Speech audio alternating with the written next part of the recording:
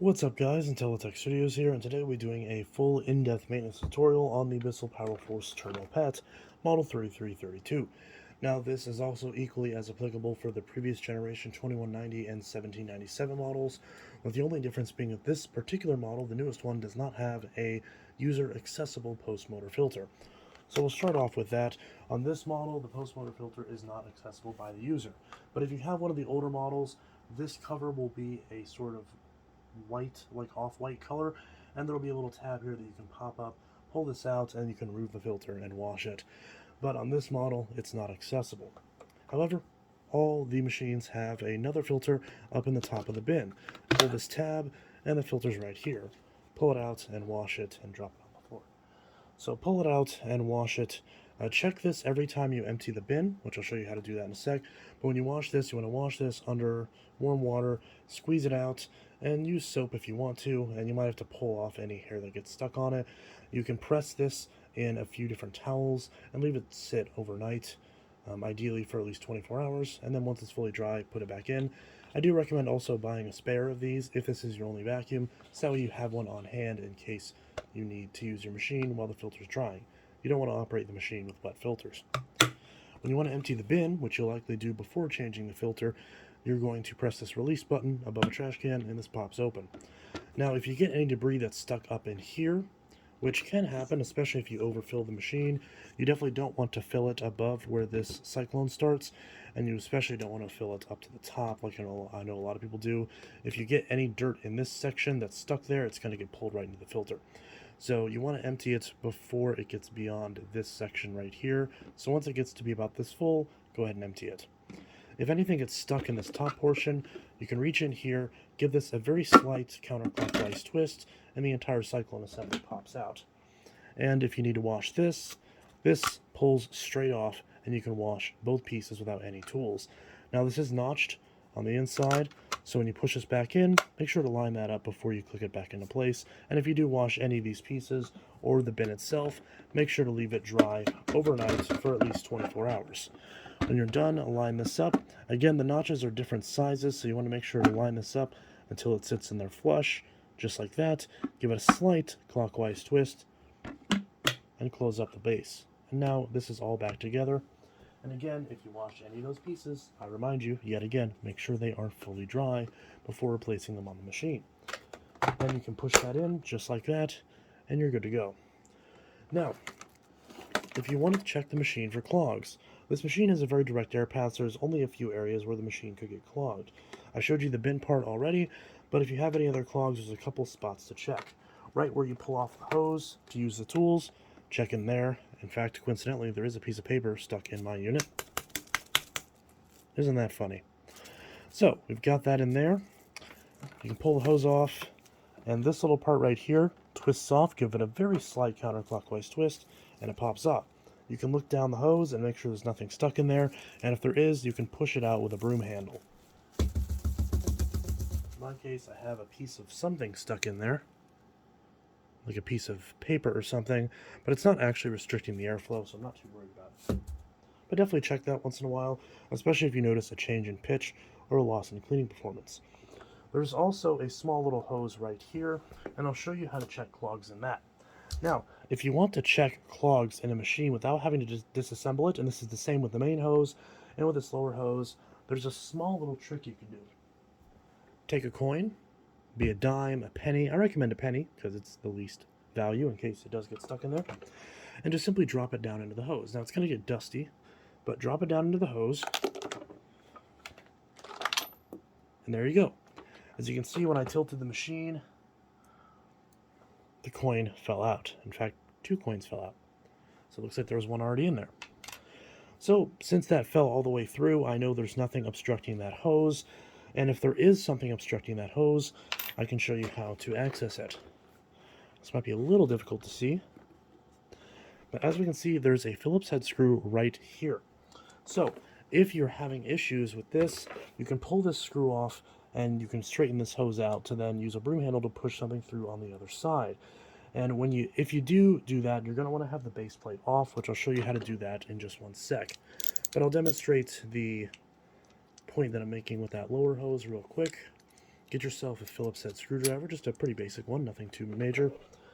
And we're just going to simply remove this screw. It would help if I have this on the correct torque setting.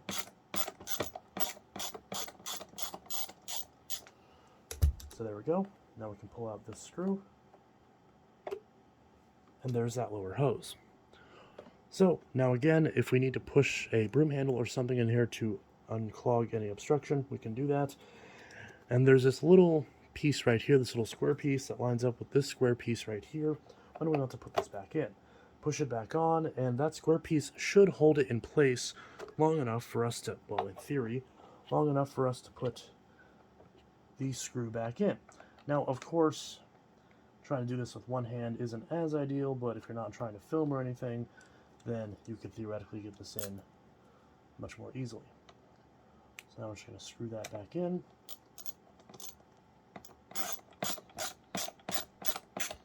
And there we go. Now we've checked for clogs in both of the lower hoses, and it didn't take very long at all. Again, push this back in, but just like when you assembled it, there's a couple notches, line those up, give it a slight twist, push the hose down onto the cuff until it clears it all the way, and clip the hose up here, just like you did when you put the machine together or when you've been using it. Next, I'm going to show you how to change the belt and access the brush roller. So we're going to slap this down. I'm going to push this pedal to push this down. Now this might be a little tricky because of the camera angle, so my apologies for that. But there's a number of screws here. On this particular model, there's a screw here up top.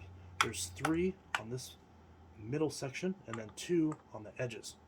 So we're going to go ahead and remove all those screws. I don't think I need to demonstrate that, but there's 1, 2, 3, 4, 5, 6 screws. I'll take those out real quick. Alright, now all the screws are out, and the way that we're going to release this base plate is we're going to pull it up. There is a small tab right here holding the front in place, so keep that in mind. We're going to kind of wedge this forward, and we're going to pull this off, clearing that clip.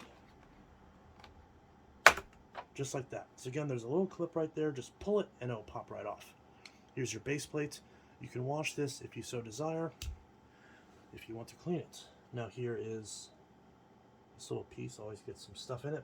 Here's your brush roll and your belt. There's actually a good amount of debris on this belt for some reason. I'm actually not sure why, but I have seen some issues with these machines in the past where some of them have weird defects where this chamber isn't sectioned off properly.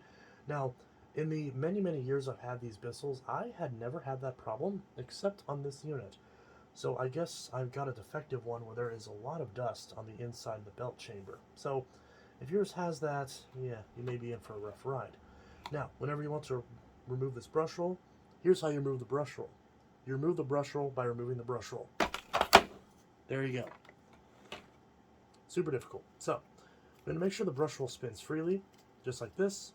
If it doesn't spin as freely as this one does, or if it makes a rattling sound when you spin it, you're going to want to replace your brush roll. While we're here, we're going to pull off any threads, hairs, or strings that accumulate on the brush, as these can get in the way of the bristle's ability to dig into your carpets, and also just looks tacky. So anytime you check the belt, which you're supposed to do about every 3 to 6 months, depending on your usage, and depending on your type of carpeting, you want to make sure that all the hair is free off this brush.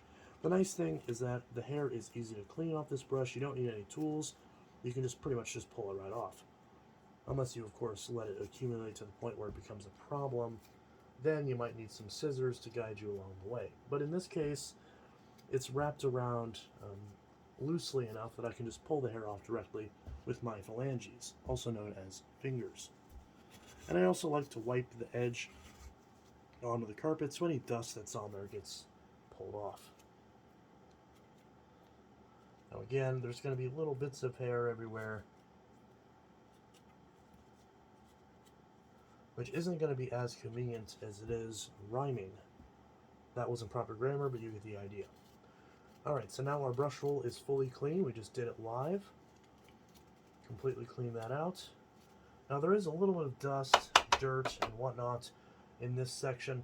So normally this section won't actually be very dusty, but in the case of my unit, for some reason, and if you need to remove these wheels, they just pull straight out.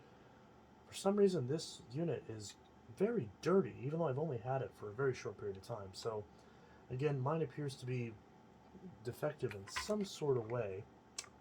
And the belt is also very dirty as well. This is relatively abnormal for these machines in such a short period of time. But there is a little hack that you can use to clean this. You can use another vacuum, which is the way I prefer to do it. But most people, they only have one vacuum. So in that case, we're going to need some way to clean this. Easiest solution I found, some disinfecting wipes. They'll do the trick, and they're not too bad. Of course, with a lot of the coarse debris that we see in here, no pun intended, that's going to be a little bit more difficult to get rid of, but we should be able to get rid of it just fine. Now, to remove the belt, there's a small motor shaft right here. We're just going to twist it around and pull it out. Now, this is really dusty for some reason. Again, this machine got really dirty, and I'm not sure why. Again, there's coarse debris in here, which normally is very abnormal for these machines. So I'm not sure what the deal with this one is. It's quite strange. But we're going to attempt to clean the inside of all of this to the best of our ability. And off camera, I'm going to go back in here with an actual vacuum and try to clean this out before I return this. Because the fact that it gets dirty this quickly is kind of a downer to me, at least. Most people might not care, but for me, this is a little strange. But hey, this is how to clean it. Just get yourself a disinfecting wipe, wipe all this down, and ideally, if you have another vacuum, which I do, so I'll likely end up going that route, then you can vacuum out all this stuff as well, which I will also end up doing only off camera. But I will end up doing that real quick. So I'll clean up a bit more of these pieces, but of course you probably don't need to see that. You get the general idea. Wipe this out to the best of your ability. And if you have another vacuum, you can use that to clean here as well if you so desire. That's the general idea.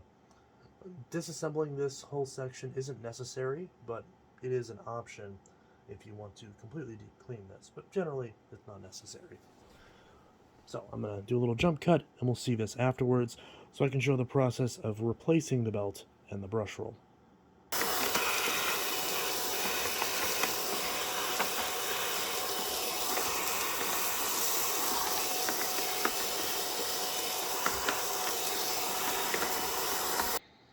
Alright, so now we've done a little bit of cleaning with a couple disinfecting wipes and also the help of a random stick vac, since I was not really in the mood to break out a fancy upright or canister.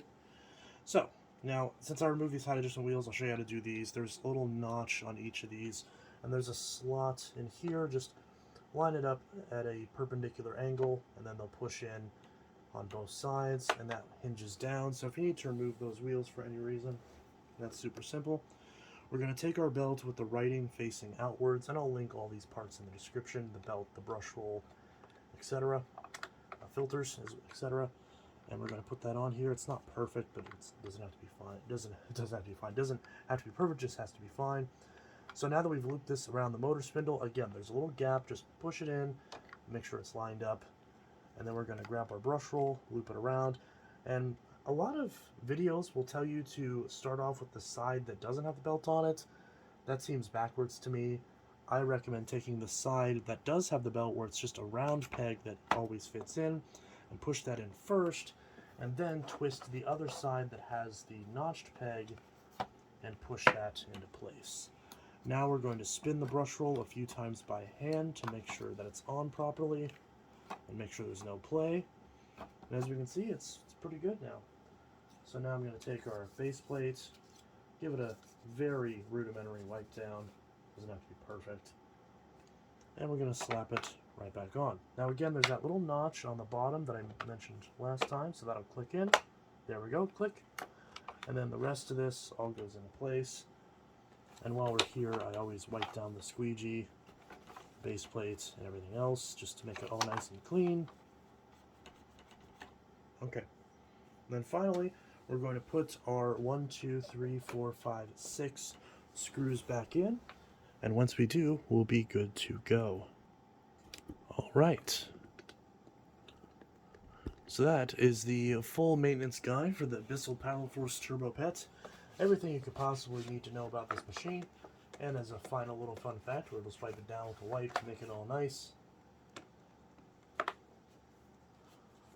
As nice as we physically can, at least. Probably should have got some of the dust out of that section, but I don't really care because this is going back to Walmart. But yeah, so anyways, this is Intellitech Studios signing out. I'll see you guys in the next video. I hope you enjoyed this tutorial and found it helpful for helping you keep track of your Bissell and making it work and be clean and not so brokey. So if this helps your Bissell not be so brokey, then consider leaving a like on this video and leaving comments letting me know what ended up being the problem with your vacuum and how I was able to help you fix it. Hopefully by showing you every possible thing that could go wrong with this realistically. I mean, I guess if the motor explodes, then not much you can do about that other than buy a new one. But that's that. This is Intellitech Studios signing out. I'll see you guys in the next video, and I hope you all have a good one. Peace. And again, links for the filter, belt, and brush roll will all be in the description should you need it.